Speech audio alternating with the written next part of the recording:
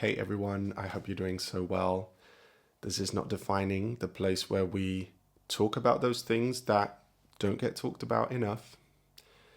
I really love to delve into the more difficult topics around sexuality, gender, sex, love, relationships, so that we can just get it out in the open. When we talk about these things, it's always better. So today I wanted to talk about shame. Shame is something that comes up all the time in my coaching sessions, in my mentoring, in the comments of my videos, and in my own life. And it is such a curse on our community.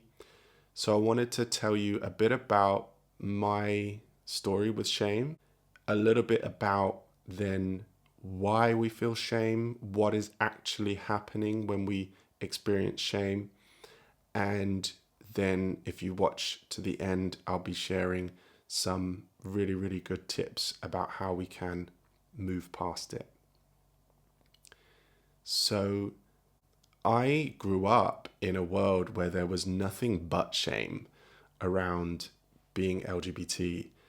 I mean, there were no positive representations of queerness. There were no role models. Everything from religion to education to the media to the things that people said was shameful. That's all I was taught. I was taught that if you weren't straight, then you were less than.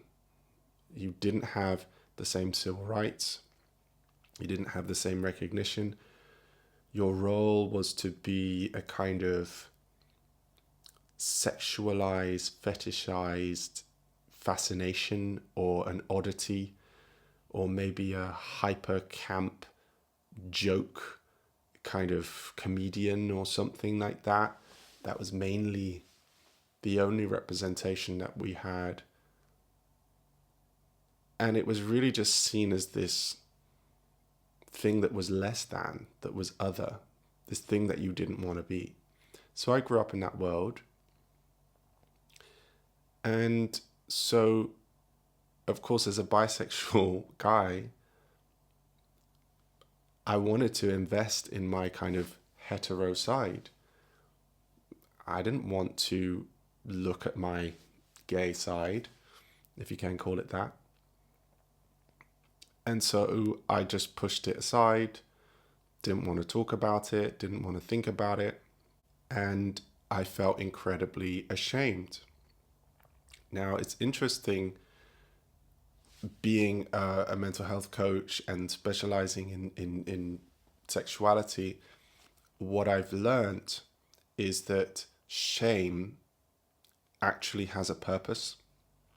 So a lot of us think shame is this negative thing we want to get rid of.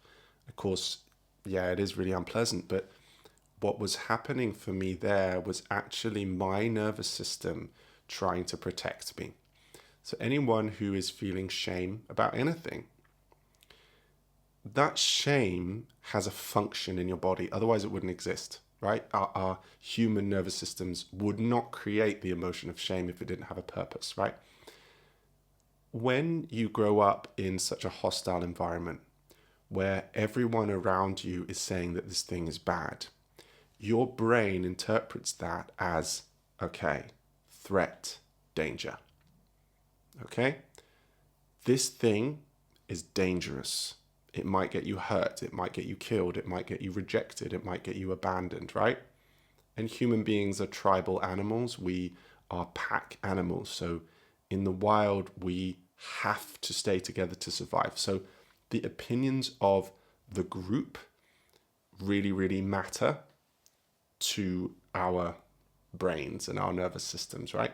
So if there's something that could risk rejection from society, your brain is primed to pick up on that and focus really hard on it. Okay? So when the brain interprets this, it creates the emotion of shame. Now, why does it do that? It's doing that to protect you because shame makes you small. Okay, shame shuts you off, it shuts you down. All right, if you think about what it's like to feel shame, what do we do when we feel ashamed? We close up, right? We hang our head, right? We don't make eye contact, right? We mumble, we stay quiet, yeah? We don't draw attention to ourselves. If you think about it, that's a really clever thing to do. Because if you're in an environment where there's something that's a threat to your survival, well, your body is protecting you by helping you to keep it in.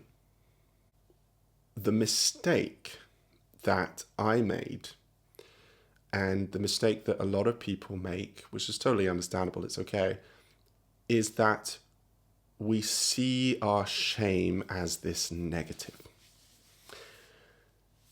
The way to break shame is to actually recognize it as something that is trying to work for us. So I would invite anyone who is struggling with shame to think back over the course of your life. Think back, what did you have to go through? The chances are that you actually had to endure some really, really difficult times where you had to stay small. And so what I want to invite you to do is to actually just recognize that. Spend a moment and kind of forgive yourself for that. Be compassionate towards that former you who had to hide, who had to stay small in order to survive. When we can do this, we actually start to validate the shame. And the funny thing about it is that the shame will almost always respond positively to that. Okay? When we try to push the shame away, it just gets stronger. The shame wants to be heard. Your nervous system is trying to send a message to you that you're in danger. Okay, so it is really, really strong. It's going to overwhelm you. You can't think yourself out of it. This is how the brain works. This shame is trying desperately to protect you. Now, the reality is that this shame may no longer be serving you. The shame is stuck. Okay, it's a stuck emotion in your nervous system. So what I want you to do is to go back, think about those experiences in your life, and show yourself some compassion. Validate the hell out of yourself. Okay? And then the second thing I want you to do, if it feels comfortable, is locate the shame in your body. Okay? This can feel a little bit strange, but if you're feeling the shame, just without thinking too much into it, just try and locate where it is. Where is it? Is it in your stomach? Is it in your heart? Is it kind of coursing around your arms and your legs? And then see if you can put your hand on it, right? You should be able to do it. Sometimes it's a bit tricky, but you should be able to do it. What we're doing there is we're actually connecting with the shame, and we're not getting lost in thinking about it, because that's not going to work. So connect with it at its root, yeah, in your nervous system. Normally the nerve center's here, yeah, but it could be so connect with it. And then what I want you to do is I want you to welcome it in. Okay, welcome it into that place. So imagine that you're almost like letting that sensation know that it's welcome. This is where the shift starts to happen. So a lot of time we don't want it to be there, so we're trying to get rid of it. How do I get rid of it? How do I get rid of it? How do I get rid of it? How do I get rid of it? It doesn't work. It just gets worse. Drive yourself crazy. So do that shift. Welcome it in. Imagine that you're so happy that the shame is there. Let it be there. Let it know that it can be there. It can course around your body. It can be in your stomach. It can be anywhere. You are just allowing it total permission. to be in your body. Acknowledge it. Treat it kindly. Treat it as if it's this little entity that's kind of come and made a home in your body, okay? Welcome it in. This will be a major, major, major shift in your nervous system. Every single time the shame comes up, do this and let me know how you feel. What will hopefully start to happen is that, number one, you will get really, really calm.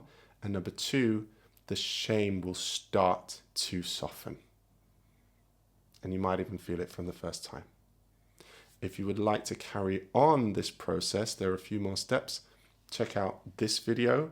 And if you would like to work with me to really, really shift and eliminate the shame and transform it into super confidence, then check the links below. Come and get coaching. Come and get mentoring. I am so here for you. Thank you for listening, and I wish you a wonderful day, free of shame. Bye for now.